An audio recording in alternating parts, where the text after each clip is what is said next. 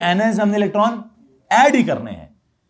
इधर से हमारा मसला होता है कैटायंस वालों के साथ, किसका, कि जो रिमूव करने हैं वो किसके करने हैं, 3D के करने हैं कि 4s के करने हैं।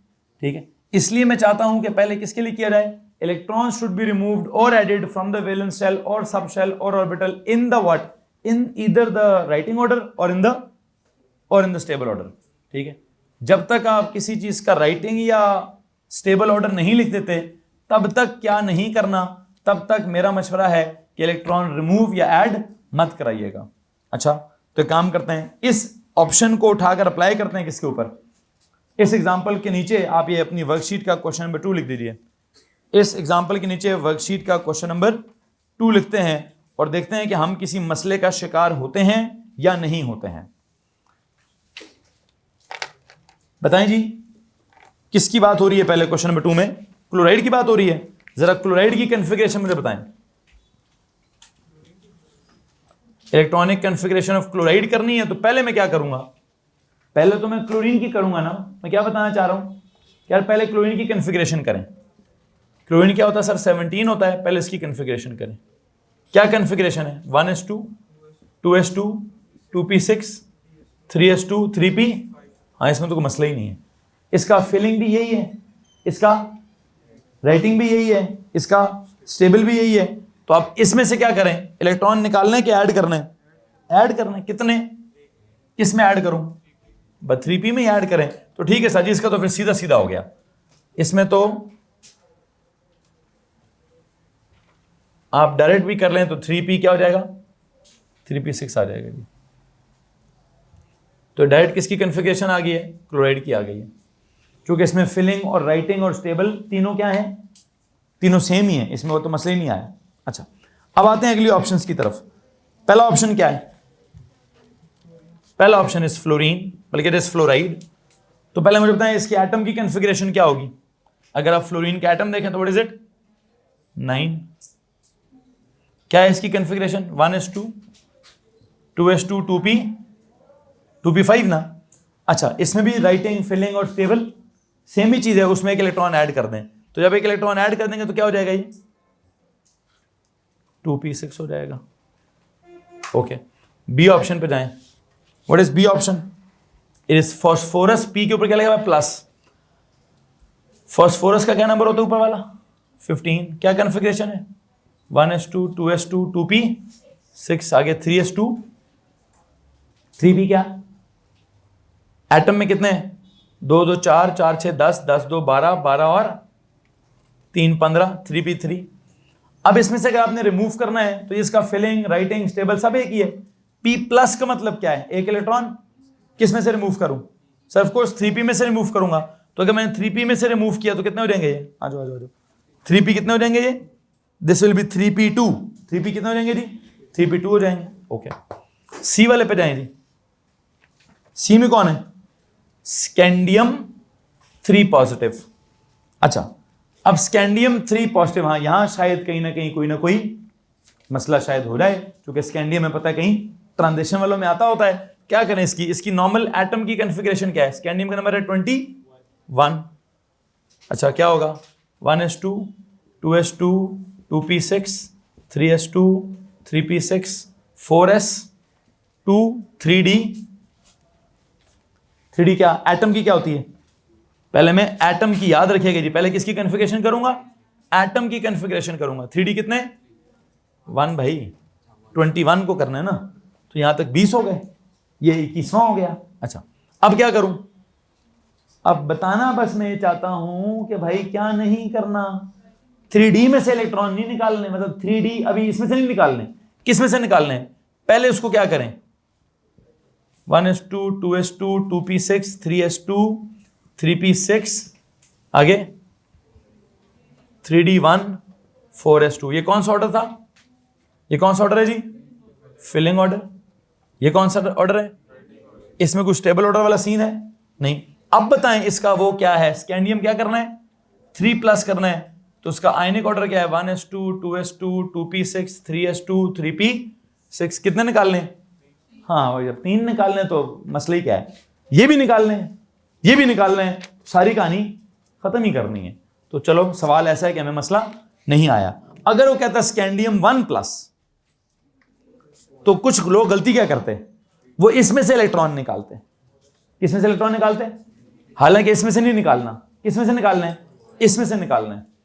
तो आपकी इतला के लिए अर्ज ये है कि स्कैंडियम 1+ होता तो आप बड़ी बुरी तरह फंस जाते हैं। यहां पे कैसे फंसते हैं कि सर स्कैंडियम 1+ की हम कन्फिग्रेशन, क्या पता लोग क्या सोचते हैं कि इस 3D में से एक इलेक्ट्रॉन निकालना है। नो, फिलिंग ऑर्डर में से इलेक्ट्रॉन कभी भी नहीं निकालना है। किसमें से निकालना है? तो अगर राइटिंग ऑर्डर में से निकालो ना, एंड पे क्या आएगा? 3D1।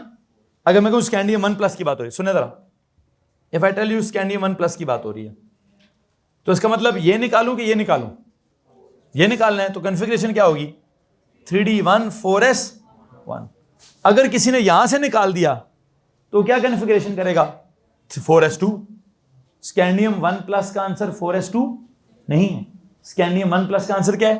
3D1 4s1 आंसर है। खैर बहरहाल जो मैं समझाना चाहता था मैं समझा चुका हूं, आपको बता चुका हूं कि कहां गलती होने के चांसेस हैं। कहां है गलती होने के चांसेस? ये ट्रांजिशन एलिमेंट्स की इलेक्ट्रॉनिक कन्फिगरेशन में कहीं ना कहीं कोई ना कोई मसाइल हैं, जिन मसाइल का इलाज क्या है जी। आऊंगा, मैं उस तरफ आता हूं, मैं उस तरफ भी आता हूं, डोंट वरी। वो आपसे पहले कहीं सवाल हुआ है मुझसे, मैंने कहा कि मैं अपने तरीके से काम खत्म कर लूं, फिर मैं आपके तरीके पर जरूर पहुंचता हूं। स्कैंडियम के बाद कौन है जी? What is option number D? It is silicon. Silicon का कौन है जी? 4+। सिलिकॉन का क्या सीन है? क्या इसका एटॉमिक नंबर होता है? 14। तो मेरा नहीं ख्याल इसमें कहीं हम फंसेंगे। 1s2 2s2 2p 6 3s2 3p 3p क्या? 3p2। ठीक है जी। अब अगर 4 के 4 प्लस करने हैं तो इसमें तो filling order, writing order, stable order का मसला ही नहीं है। तो जब मसला ही नहीं है तो क्या करूं? 4 लूज कर रहे हैं, ये भी 2 कर दो, ये भी 2 कर दो, ये लो जी। ठीक है, तो ज्यादातर ये फिलिंग और राइटिंग और स्टेबल में क्या मुसीबत होगी? ये मुसीबत हमें सामना करना पड़ेगा किधर जी? ये मुसीबत का सामना करना पड़ेगा हमें किधर जनाब? आई थिंक ट्रांजिशन एलिमेंट्स के अंदर हमें ये वाला सामना करना पड़ेगा। तो बेहतर इलाज मैंने आपको बता दिया कि क्या करना चाहिए क्या नहीं। इस वक्त बताइए, which ion has the same electronic configuration as chloride? 3p6 किसकी है जी? आई थिंक स्कैंडियम 3+ की। किसकी? तो स्कैंडियम 3+ पे टिक मारे। अच्छा, अब आते हैं किस बात की तरफ? मैम अमरीन की एक स्टेटमेंट है, उनको सुनता हूं, फिर बेटा जी आप वाली स्टेटमेंट को सुनते हैं। मैम प्लीज, आप क्या कहना चाह रही थी? बिल्कुल कर सकते हैं, बिल्कुल कर सकते हैं, लेकिन अब मुसीबत क्या है? सिचुएशन ये है कि हम ओ लेवल में से निकल चुके हैं और हम ए लेवल में आ चुके हैं। जब हम ए लेवल का पेपर अटेम्प्ट करेंगे तो हमारा दिमाग वैसे ही सवाल के बारे में क्या सोचेगा? यार KLMN तो उसने पूछना ही नहीं है। ए लेवल का बच्चा क्या सोचेगा? वो कहेगा जी मुझसे तो सवाल वाले ने SPDF ही पूछना है। एक आपकी ना एक मेंटालिटी डेवलप हो जाती है कि ओ लेवल वाले बच्चे से 2,8,8, समथिंग पूछा जाता है और ए लेवल वाले बच्चे से 2,8,18,8 नहीं पूछा जाता। हमसे क्या पूछा जाता है? हमसे कहीं वो SPDF के हिसाब से काम कराया जाता है।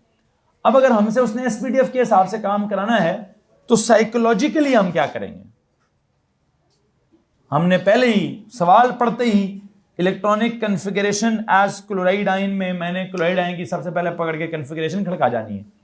1s2 2s2 2p6 3s2 3p6। फिर क्या करूंगा? फिर मैं सारों की कन्फिगरेशन कर जाऊंगा। अच्छा, अब जब मैं सारों की कन्फिगरेशन कर चुका हूं तो मुझे उनकी बात समझ आ रही है। वो क्या कहती हैं? कहती हैं सर जी आप अगर सिर्फ इतना गिन लेते हैं कि क्लोराइड में कितने हो गए? 18 हो गए हैं। तो अगर आप कन्फिगरेशन भी ना करें, क्या ना करें? ओ लेवल वाली कन्फिगरेशन भी ना करें, आप सिर्फ क्या करें? आप सिर्फ सबके नीचे एटम्स, इलेक्ट्रॉन्स देख लें कि और किसके 18 हैं, तो काम ही खत्म हो जाएगा। तो वो बिल्कुल सही कह रहे हैं। तो मैं उससे भी अगली बात क्या कर रहा हूं? मैं तो कन्फिगरेशन ही नहीं करना चाहता। मुझे तो अब सवाल को थोड़ा कुरेदने के बाद, सारी कन्फिगरेशंस करने के बाद सवाल इतना अच्छा समझ आ गया है कि अब मैं समझता हूं कि अगर मैं सिर्फ इलेक्ट्रॉन्स भी गिन लूं, क्या गिन लूं कि क्लोराइड में कितने इलेक्ट्रॉन्स हैं? 18। नीचे फ्लोराइड में कितने? 10। फास्फोरस में कितने? 14। स्कैंडियम में कितने हो गए? 18। सिलिकॉन में कितने हो गए? 10। तो मुझे तो से भी जवाब आ जाएगा कि अगर क्लोराइड के 18 है तो हाँ स्कैंडियम के भी 18 है, तो बस दोनों की कन्फिगरेशन सेम होगी। अच्छा, लेकिन अब इस बात तक पहुंचने के लिए हमने अपने दिमाग का क्या क्या लगाना है, हमें अपने दिमाग को प्रोसेस करना है। अब जो दिमाग का हमारा प्रोसेसर चल रहा होगा, किसी का दिमाग ना इस वर्ड पे अटक जाएगा, किस पर, इलेक्ट्रॉनिक कॉन्फ़िगरेशन पर। लफ्ज अगर अटक गया तो वो सारों की क्या करेगा, वो सारों की कॉन्फ़िगरेशन खोलेगा। अब अगर मैं ये आपको बताना चाहूं कि मेरा आज के लेक्चर में दिमाग कहां अटका हुआ है, मैं पास्ट पेपर का सवाल नहीं सॉल्व कर रहा हूं, मुझे कोई टाइम का कंस्ट्रेंट नहीं है। मेरा दिमाग में आज मैंने आते साथ क्या लिखा है, पहले एटॉमिक स्ट्रक्चर के बाद क्या लिखा है, इलेक्ट्रॉनिक कॉन्फ़िगरेशन लिखा है।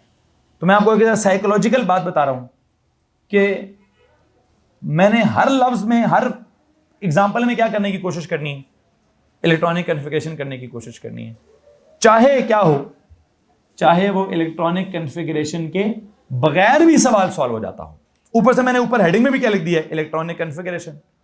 मैंने इधर भी इलेक्ट्रॉनिक कॉन्फ़िगरेशन लिख दिया है, वर्कशीट के ऊपर भी इलेक्ट्रॉनिक कॉन्फ़िगरेशन, सवाल में भी क्या लिखा हुआ है, तो मैं क्या करूं।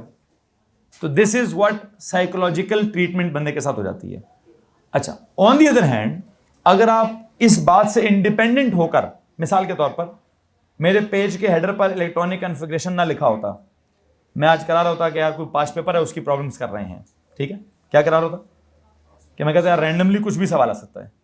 फिर वर्कशीट भी ना होती कि एटॉमिक इसकी इलेक्ट्रॉनिक कॉन्फ़िगरेशन की वर्कशीट है। फिर मेरे दिमाग में एक और कंसर्न, यार सर 1 मिनट के अंदर अंदर आंसर भी निकालना है, तो फिर मेरा दिमाग कहाँ फंसता, फिर मेरा दिमाग इलेक्ट्रॉनिक कॉन्फ़िगरेशन में ना फंसता। फिर मेरा दिमाग कहता है यार क्लोराइड में होते हैं 18, फ्लोराइड में होते हैं 10, फॉस्फोरस में होते हैं 14, स्कैंडी में होते हैं 18, सिलिकॉन में भी होते हैं 4, निकाल दो 10, तो बस ठीक है जी, बात खत्म। सर जी जिसमें 18 होंगे वो आंसर होगा। मेरी बात समझ आ रही कि नहीं आ रही है।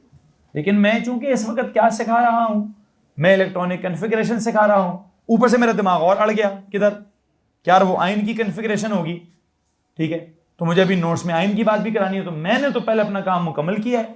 हाँ, उसके बाद मैम की बात सुन रहा हूँ, बिल्कुल सही कह रही हैं, और मैं उनसे भी एक स्टेप आगे चला गया हूँ, मुझे KLMN वाली कॉन्फ़िगरेशन करने की जरूरत भी नहीं है, मैं नंबर ऑफ इलेक्ट्रॉन से भी जवाब निकाल लूंगा। अब इधर आते हैं जी भाई, उनका भी यही सवाल था, तो जब आपने सवाल पूछा था तो मैं आपको बता चुका था कि आपका सवाल पहले किसी ने मुझसे पूछा हुआ है, लेकिन मैं अपनी बात मुकम्मल करना चाहता था, मैं अपना टॉपिक मुकम्मल करना चाहता था, मैं अपने नोट्स मुकम्मल करना चाहता था। हाँ, अब जो आप कह रहे हैं सही कह रहे हैं। कोई और अगर कुछ कहना चाहता है तो प्लीज़ हाथ खड़ा कीजिए। एनीवन? आगे चलेंगे जी।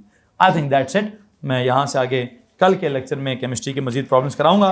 अभी क्या कीजिएगा, इन सारे सब जो अगले वाले सवाल हैं एक दफ़ा दोबारा अटेम्प्ट कर लीजिएगा, मैं आंसर की भेज दूंगा इसकी करेक्ट करके, देख लीजिएगा क्या सीन चल रहा है क्या नहीं, ठीक है जी। चले सर सबूर, इसकी जरा आंसर की प्लीज़ ठीक करवा दीजिएगा यार, ठीक है, कुछ सीक्वेंस आगे पीछे है, कुछ सीक्वेंस देख लीजिएगा क्या है क्या नहीं है। कौन सा लेक्चर है हमारा अभी? फिजिक्स में भी कोई वर्कशीट है गैस, निकाले जी वर्कशीट। फिजिक्स की वर्कशीट निकालें जी। जी मैम, 2 मिनट रुक जाए। यहाँ कौन सी सीन है जी, क्लास में पहुंचे? जी जी मैम, जी जी जी, जी। हाँ ये बताइए इसका कि ये मेरा कॉन्सेप्ट खराब हो रहा है कि ये जो सेकंड पीरियड है इसका मतलब है ना एल शेल तक की हो रही है, उसमें एस भी आ रही है एक शेप और एक पी शेप भी आ रही है, तो एस और पी तक वो एलिमेंट जाएगा। तो जैसे लिथियम है वो सिर्फ फर्स्ट के और एल के सिर्फ एस तक रहा है, तो स्फीयर के अंदर 2 स्फीयर्स नहीं आएंगे, 2 लेवल तक मैम गया है उसको ऐसे। मारें गोली, उसको मारें गोली। ये इसका आंसर है कि इसका आंसर है? हमने इसका आंसर देना है, किसका देना है? इसने भी सेकंड पीरियड का है ना। छोड़ें, मुझे पहले सवाल का जवाब दें, इसका आंसर देना है, इसका आंसर इसका दें, इसका, इसको पूरा पढ़ें। इसका लिखा हुआ ऑन द एक्सिस बिलो आगे draw sketch diagram of one of each one, different type, यानी शेप हाँ एस और पी शेप में से हाँ, कोई एक शेप दोनों के अलग वन अलग ऑफ करके। ईच, जी जी, वन ऑफ ईच, दोनों शेप्स में से किसी यानी किसी एक नहीं, one of each one of each. Different type shape. इसकी अंग्रेजी पढ़ेंगी तो आपको आपके सवाल का जवाब मिल जाएगा।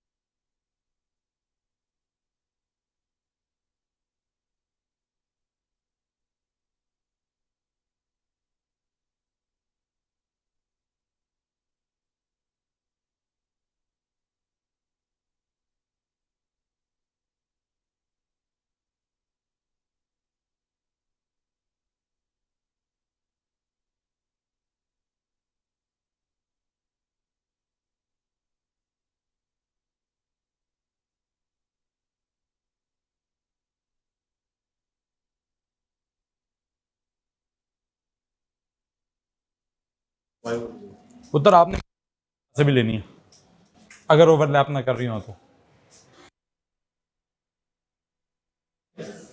केमिस्ट्री खत्म हो गई है, अभी फिजिक्स चल रही है।